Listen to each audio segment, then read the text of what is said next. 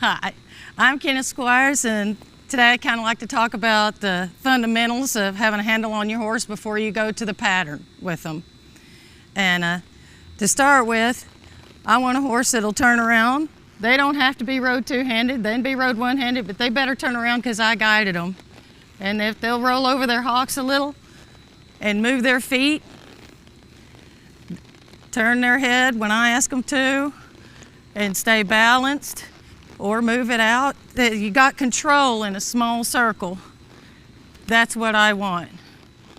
If I want to roll them back around on their hocks, bob.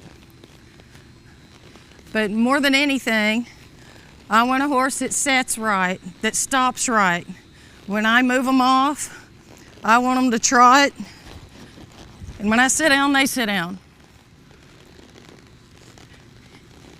If I don't have to touch their head, the better off I am. When I sit down, they sit down. Whoa. And the easier you can do that, the better. Whoa. If they can't back up and roll over their hocks a little bit, they're not ready for me to start them. And this is real simple.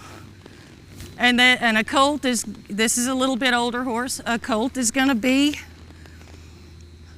a little greener at that. You can't expect them to make every step right, but they need to at least attempt to get that hind leg under them and roll over it.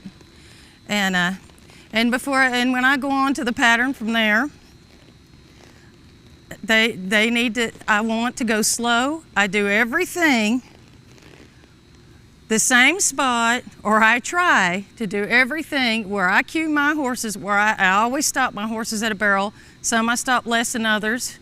Some I stop like I really mean it because they need it, and some I just sit down and that's all it takes for them. And of course those kind are usually the funnest to ride. But I want to do the same thing in the same spot at every speed.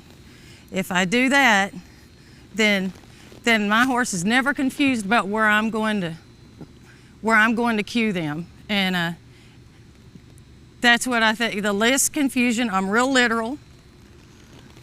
When I go around the barrel, I go around it like I mean to run around it. I don't do a whole lot of, I start them wide, going into a barrel, and then you can always move in, but if you start a horse coming into a barrel too close, the faster you go, if that gets to be a problem, there's not much you can do about it. Pulling one away from a barrel is a whole lot harder than getting one to move into it, as far as I'm concerned, I think.